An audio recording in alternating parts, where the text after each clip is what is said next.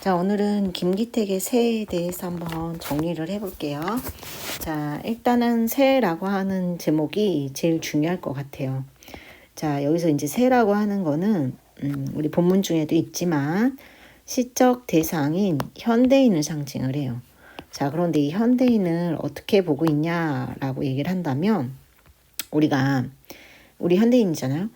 되게 자유롭다라고 생각을 하지만 실제는 자유롭지 않고 어디엔가에 구속되어 있는 또 어디엔가에 우리가 억제당하고 있는 현대인을 비판적으로 바라보고 있는 시각이다라고 보면 될 것 같아요. 자, 이제 첫 줄을 한번 볼게요. 자, 새는 새장 밖으로 나가지 못한다 그랬어요. 자, 아까 봤듯이 새는 시적 대상인 현대인을 상징하고 새장은 당연히 현대 문명, 그치? 안온한, 안전한 현대 문명을 상징하는 걸 거예요. 자, 여기는 안전하긴 하지만 자유는 없겠죠. 그래서 자유롭지 않은 현대 사회다 이렇게 돼 있어요. 자, 그 다음에 지금 어조가 하나 나왔네요. 못한다, 니은다 이렇게 돼 있어요. 자, 어조랑 두 가지를 정리해 볼까요? 못한다 라고 다라고 썼기 때문에 평서형 어미를 쓰고 있어요. 자, 평서형 어미는 여기 나온 것처럼 단정적 어조이고 그 다음에 이 니은 현재 시제가 되겠죠? 현재 시제를 사용을 하고 있어요. 자, 현재 시제를 사용을 하고 있으니까 그렇죠. 현재 시제를 쓰게 되면 당연히 생동감이 생기겠죠. 자, 이제 첫 줄은 벌써 정리가 됐어요. 새장 밖으로 나가지 못하는 새, 현대인 이런 것을 상징한다. 자, 그런데 이 새도 나가봤던 경험이 있었던 거예요. 그러니까 나가봤던 경험이 있으니까 매번 머리를 부딪히고 날개를 상하고 나야 보이는 이렇게 돼 있어요. 그러니까 나름의 노력을 하는 거죠. 노력을. 나가보려고 노력을 하는 거예요. 그렇죠? 창살 사이의 간격보다 큰 몸뚱아리. 아, 창살이라고 하는 억압보다 지금 자기 몸뚱아리가 더 크네요. 그렇죠? 그럼 몸뚱아리 때문에 나갈 수가 없겠구나. 하늘과 산이 보이고 굉장히 이제 얘는 그 아까도 봤듯이 뭐지? 미안해. 뭐지가 아니라 그 세장과 반대가 되는 세장과 대조가 되는 또는 창살과 대조가 되는 자유의 공간이 되겠죠. 그죠? 자유의 공간을 상징하는구나. 울음을 실은 공기가 자유로이 드나드는 그랬어요. 그러니까 이게 새는 못 나가도 새의 울음이 실려 있는 공기는 자유롭게 드나든다 이 얘기예요. 나는 못 나가도. 그렇죠? 자, 그래서 새의 현재 상황을 부각하고 있다.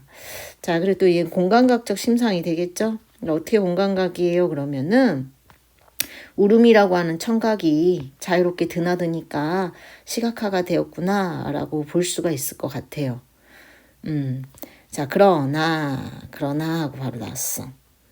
그러나 시상의 전환 또는 시상의 집약 같은 거예요. 살랑거리며 날개를 굳게 다리에 매달아 놓았다 그랬어요. 날개를 다리에 매달아 놓으면 이제 상상을 한번 해봐요. 날개 밑에 바로 다리가 있다 그러면 실제로 날 수가 없겠죠. 그렇죠? 그냥 다리를 쓰면서 날개는 쓰지 못하게 된다는 얘기예요. 날개가 있긴 있는데. 그래서 이게 양면성, 억압성과 안온함은 이제 편안함 뭐 이런 거라고 생각하면 될 것 같아요. 이 두 가지를 상징한다. 그 적당한 간격은 슬프다. 창살의 간격은 슬프다. 현대인 올감에는 운명의 힘은 힘들다. 슬프다. 자, 슬프다라고 하는 거는 화자의 감정이 직접적으로 나와 있는 표현이죠. 슬프다라고 썼으니까. 그 창살의 간격보다 넓은 몸은 슬프다. 아, 그치. 아까 넓은 몸 때문에 못 나간다고도 했지만, 자, 이 넓은 몸이라고 하는 것 자체가 우리가 현대 사회에 현대 문명이 익숙해졌기 때문에 몸이 더 커졌다라고 볼 수 있겠죠. 나갈 수 없다라고 볼 수 있겠죠. 자, 이제 밑에 넓게 힘차게 뻗을 날개가 있어. 분명히 우리는 새니까 날개가 있어. 쓰지를 않는 것 뿐이지, 못하는 것 뿐이지. 능력이 있고 자유의 욕구가 있단 말이에요. 그쵸? 또 날개를 힘께 떠받쳐줄 공기도 있어. 우리를 도와줄 수 있는 외부 환경도 분명히 있다. 문장 구조가 되게 비슷해요. 뭐도 있고 뭐도 있다. 유사한 문장 구조의 반복. 통사 구조의 반복도 같은 얘기겠죠? 있지만 새는 이렇게 있는데도 불구하고 다만 4발 달린 짐승처럼 걷는다. 그럼에도 불구하고 우린 4발 달린 짐승처럼 걸을 뿐이에요. 자, 당연히 비판적으로 바라보는 시선이겠지? 그냥 4발 달린 짐승이라 그랬는데 긍정적으로 보는 건 아닐 거 아니에요. 부지런히 걸어서 다리가 굵어지고 튼튼해진대요. 자, 그런데 이거는 칭찬하는 게 아니라 날개가 있음에도 이렇게 걸어 다녔기 때문에 굉장히 비판적으로 바라보는 거예요. 그렇죠? 닭처럼 날개가 귀찮아질 때까지, 역시 이것도 비판적인 시선이 되겠지. 날개가 귀찮아진다니까요. 잠재력을 잃어간다라고 되어 있죠. 이럴 때까지 걷는다. 자, 새 장문을 활짝 열어놨어요. 자유를 줄 기회를 줬어요. 자유를 얻을 기회를 줬는데도 날지 않아요. 또 닭처럼 모이를 향해 달려갈 수 있을 때까지 막 그냥 달려가는 거야. 날지도 않고 걷는다. 자, 꿈을 잊고 현실에 순응하는 새의 모습이다. 이렇게 돼 있어요. 이런 것들을 아까도 얘기했지만 이런 현대인들을 비판적 시각에서 보고 있구나. 자, 그런데 아까도 얘기했지만 현대인들이 이렇게 자기가 날개라고 하는 거가 있어도 쓰지 않는다 그래도 그 존재를 잊어버리는 건 아니에요. 자, 그걸 우리가 뭘 보고 알 수 있냐? 자, 바로 밑에 나오죠. 걸으면서 쉼표가 보이네요. 가끔 하고 또 쉼표가 보여요. 자, 이렇게 쉼표가 나오면은 호흡이 정리가 되잖아요. 그죠? 그래서 운율 형성과도 분명히 관계가 있다. 조금 숨을 고르게 되잖아요. 그죠? 쉼표. 창살 사이를 채우고 있는 바람을 부리로 쪼아본다. 부리로 쪼아본다. 이거는 본능인 거예요. 자유에 대한 본능인 거예요. 자유에 대한 본능. 아직도 벽이 아니고 공기라는 걸 증명하듯이, 그렇지? 벽이 구속과 억압을 상징하고 공기가 자유를 상징하고 있는 거죠. 그래서 지금 얘는 문장 구조가 쪼아본다, 얘를 중심으로 해서 도치, 또 비유 두 가지가 다 되겠죠. 비유는 뭐뭐 하는 듯 이게 있으니까. 지규. 유리보다도 더 환하고 선명하게 전망이 보이고 그랬어요. 자, 이 유리라고 하는 거는 유리를 통해서 우리가 자유를 보면 자유를 보고 있는 것처럼 보이기는 해요. 그런데 유리라고 하는 거는 밖에 못 나가게 막는 거잖아요. 그래서 얘는 아이러니하게도 자, 보이기는 보이지만 구속하는 도구이다. 현재 문명의 통제이다. 이렇게 보면 될 것 같아요. 자, 유리보다도 더 환하고 더 선명하게 전망이 보이고 울음소리, 숨내음 자유롭게 움직이도록 고안된 공기 그렇게 돼 있어요. 울음소리, 청각, 숨내음, 후각 이렇게 각각 복합적 감각이 드러나 있죠. 공감각은 아니에요. 왜냐면 공감각이라고 한다고 하면은 이게 이동을 해야 되잖아요. 그렇죠? 감각과 감각 사이에서 이동을 해야 되는데 각각 따로 나왔으니까 복합 감각이다. 자유롭게 움직이도록 고안된 공기. 공기란 건 이런 거야. 그런데 이 공기를 어떻게 다시 우리는 인식하냐면 우린 현대인이잖아. 아이러니하게 이렇게 인식해요. 그 최첨단 신소재의 부드러운 질감. 공기를 이렇게 인식하는 거야. 그러니까 공기가 사실은 생각을 해봐요. 무슨 뭐라 그래야 될까? 공기가 신소재, 새로운 물질, 금속 이런 게 아니잖아요. 근데 그것처럼 인식을 하는 거예요. 그거의 부드러운 질감을 음미하려는 것 같다. 이렇게 얘기를 했어요. 그러니까 우리는 공기도 제대로 인지를 못하는 거지. 그쵸? 최첨단 신소재로 인식을 하는 거니까. 그러니까 그래서 선생님이 이렇게 써놨어.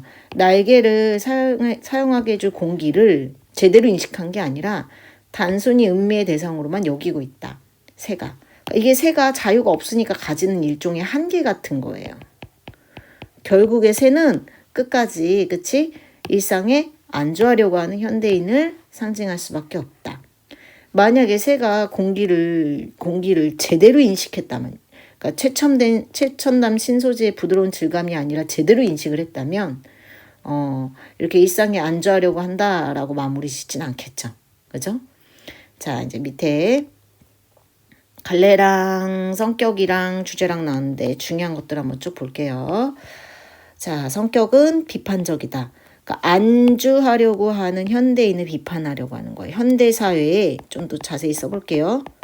현대사회에 안주하는 현대인을 비판하는 거죠. 현대 문명에 이제 좀 더 정확하게 얘기하면.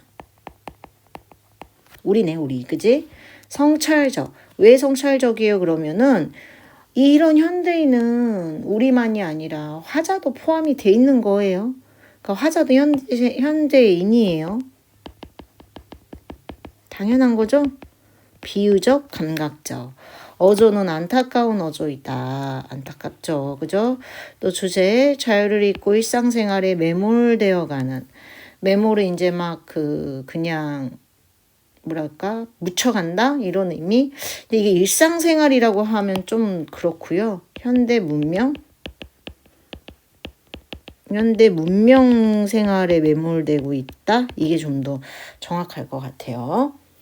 자, 특징 볼게. 1번. 새를 현대인, 세장을 현대 문명에 빗대어 시상을 전개한다. 그렇죠. 이건 당연한 거고. 2번. 대조적인 시어, 상황 제시로 안타까움을 유발한다. 자, 3번. 화자의 감정이 직접 표출된다. 왜냐하면 그 적당한 간격은 슬프다. 이렇게 나왔었죠. 또 유사한 문장 구조를 반복을 해서 은유를 드러내고 추상적 대상의 구체화를 표현했다. 우리 추상적 관념의 구체화 꼭 잘 보라고 얘기했었어요. 그렇죠? 쉼표를 사용해서 호흡 조절을 하고 은율감을 형성한다. 도치와 비유를 사용해서 의미를 강조하고 또 화자의 관찰적 태도를 통해 현대인이 스스로 삶을 돌아보게 한다.